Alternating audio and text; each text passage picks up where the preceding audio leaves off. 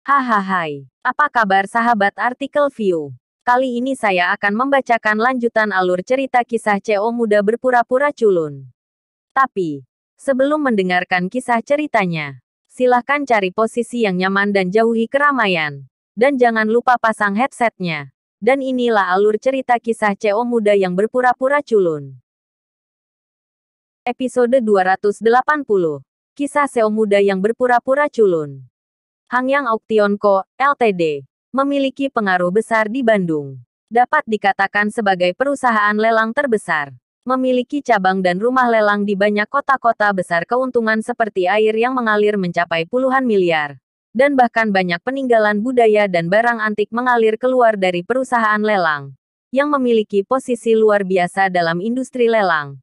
Dan tidak hanya itu, tetapi juga memiliki pengaruh internasional. Dikatakan bahwa pemilik perusahaan lelang karena sumber daya keuangannya yang luar biasa telah membeli sebuah negara kecil. Tentu saja, rumor seperti itu belum dikonfirmasi. Saya mencari orang yang bertanggung jawab atas perusahaan Anda, kata Ariel kepada penjaga keamanan di pintu perusahaan. Penjaga keamanan perusahaan telah dilatih secara ketat, dan mereka memperlakukan semua orang dengan sopan. Dan tidak akan pernah ada situasi yang meremehkan orang lain. Karena tujuan perusahaan lelang adalah bahwa setiap orang adalah pelanggan potensial dan tidak dapat tersinggung. Semakin rendah diri mereka, semakin kecil keinginan mereka untuk mengambil risiko untuk menyinggung orang kaya manapun. Tuan, apakah Anda punya janji? Tanya security pada Ariel. Tidak, kata Ariel. Jika Anda tidak memiliki janji, mungkin sulit untuk bertemu orang yang bertanggung jawab. Tetapi saya dapat membantu Anda, kata penjaga keamanan.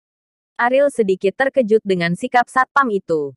Dia membuka mulutnya untuk melihat orang yang bertanggung jawab. Tetapi penjaga keamanan itu masih sangat sopan padanya. Latar belakang perusahaan besar sangat berbeda. Mereka sangat ketat dalam pelatihan karyawan biasa. Tidak seperti beberapa perusahaan kecil. Mereka pikir mereka lebih unggul. Terima kasih. Ariel juga menjawab dengan sopan. Tidak lama setelah penjaga keamanan pergi, seorang pria parubaya mengikutinya kembali.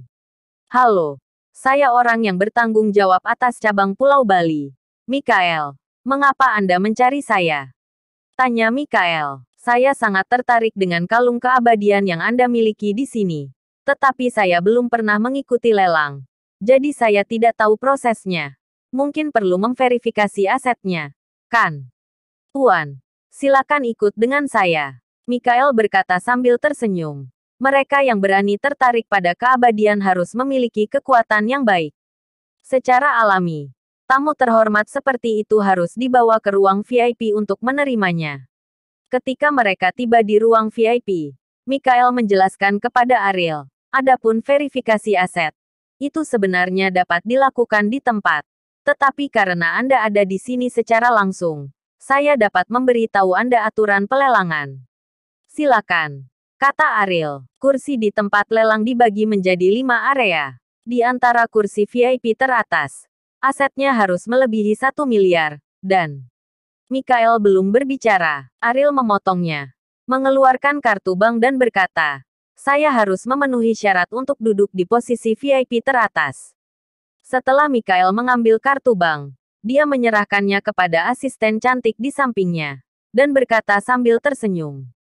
Tuan, jika Anda tertarik dengan kalung abadi, setelah verifikasi, saya dapat membawa Anda untuk melihatnya terlebih dahulu. Anda memiliki kesempatan untuk mengevaluasinya, yang merupakan hak istimewa hanya untuk VIP teratas. Keabadian adalah milikku, sangat saya suka. Soal seperti apa, saya tidak peduli. Kata Ariel. Mikael telah bertemu semua jenis orang kaya dan orang-orang dari berbagai kepribadian. Tetapi dia belum pernah mendengar pernyataan Ariel. Hanya 2 kata. Dia rela menghabiskan banyak uang. Ini yang membuat Mikael pikir dia bercanda. Asisten dengan cepat kembali ke ruang VIP. Dan dia jelas lebih berhati-hati tentang sikap Ariel. 11 digit, kata asisten itu kepada Mikael. Mendengar 4 kata ini, mata Mikael melebar. Ini adalah VIP yang sangat berat. Saya tidak berharap orang kaya seperti itu datang kepadanya atas inisiatifnya sendiri. Tuan, atas kekasaran saya baru saja. Saya minta maaf kepada Anda. Mikael tidak menunjukkan rasa jijik. Dia hanya mengira Ariel bercanda. Tapi meski begitu, dia tetap meminta maaf kepada Ariel. Ini adalah sikap terhadap tamu terhormat. Ariel tersenyum, mengambil kartu bank, dan berkata, perusahaan Anda adalah yang paling bersahaja yang pernah saya lihat. Jika tidak, penjaga keamanan akan mengusir saya sejak lama. Dan tidak banyak perusahaan di mana Anda dapat melihat orang yang bertanggung jawab dalam satu kalimat. Mikael malu. Sebelumnya, dia berpikir bahwa peraturan perusahaan akan sangat merepotkan. Tetapi sekarang tampaknya bos telah menetapkan sistem seperti itu tidak masuk akal.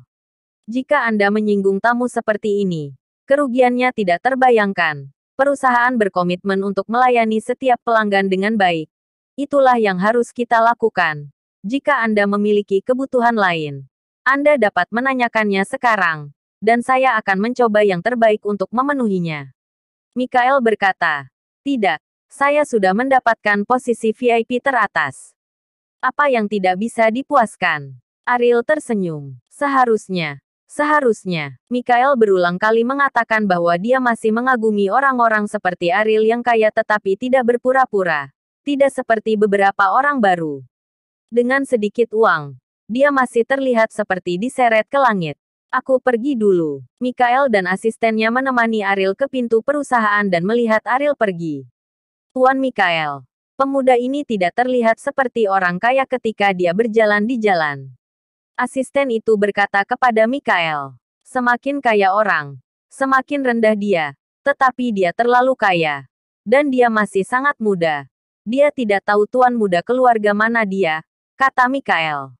Asisten itu menghela nafas dan berkata, sayang sekali. Lihat saja dia. Seharusnya sudah ada wanita yang dia sukai. Mikael memandang asisten itu dan berkata sambil tersenyum. Bukannya aku meremehkanmu. Kamu bisa temukan seseorang dengan jutaan aset. Pria tidak buruk. Seperti orang seperti ini. Bahkan tidak memikirkannya. Pada saat ini, pria dan wanita lain datang ke perusahaan. Mereka adalah pasangan yang bertemu Ariel di atraksi pemotretan pernikahan sebelumnya. Saya ingin melihat penanggung jawab Anda. Muhajir berkata kepada Mikael dengan tatapan bangga. Mikael tertegun dan berkata, apa yang harus Anda lakukan dengan saya? Saya akan berpartisipasi dalam pelelangan dalam beberapa hari. Tolong atur tempat yang lebih baik untuk saya, kata Muhajir. Di masa lalu, ada Ariel yang rendah hati. Kemudian, ada Muhajir. Perbedaan mencolok antara keduanya membuat Mikael merasa tidak berdaya. Pada pandangan pertama, orang seperti Muhajir setengah irigasi dan memiliki sedikit uang. Tetapi dia masih terlihat sombong dan mendominasi. Tidak masalah. Tetapi Anda harus memverifikasi aset Anda terlebih dahulu, kata Mikael. Ada lebih dari 200 juta di kartu ini. Jika kamu tidak percaya, gunakan dan memverifikasinya, kata Muhajir. Lebih dari 200 juta adalah angka astronomi untuk orang biasa. Tetapi untuk seseorang seperti Mikael yang berurusan dengan orang kaya sepanjang hari, itu benar-benar bukan apa-apa. Dan lebih dari 200 juta, itu hanya masuk. Dan kursi yang bisa didapat juga paling rendah. Kamu tidak perlu memverifikasi. Kamu bisa duduk di area 5, kata Mikael. Distrik 5, apakah tingkat tinggi? Muhajir bertanya. Orang dengan aset di bawah 500 juta hanya bisa berada di distrik 5. Mikael menjelaskan. Bukankah ini posisi terendah? Kata Muhajir tidak puas. Saya benar-benar minta maaf. Aturan perusahaan seperti ini, kata Mikael dengan nada meminta maaf. Muhajir tidak datang ke sini hari ini untuk mengambil posisi terendah. Jadi dia harus duduk di tempat di mana dia bisa mendukung kartunya. Dia berpartisipasi dalam pelelangan untuk menonton lelucon Ariel. Jadi bagaimana mungkin dia tidak menunjukkan keunggulannya di posisinya? Bagaimana kalau kamu mengatur posisi yang lebih baik untukku?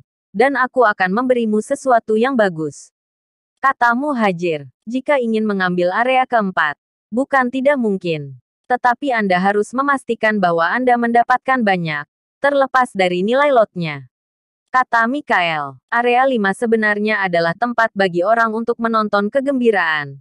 Kebanyakan orang tidak akan menawar lelang. keberadaan orang-orang ini untuk mengungkapkan situasi situs lelang ke dunia luar.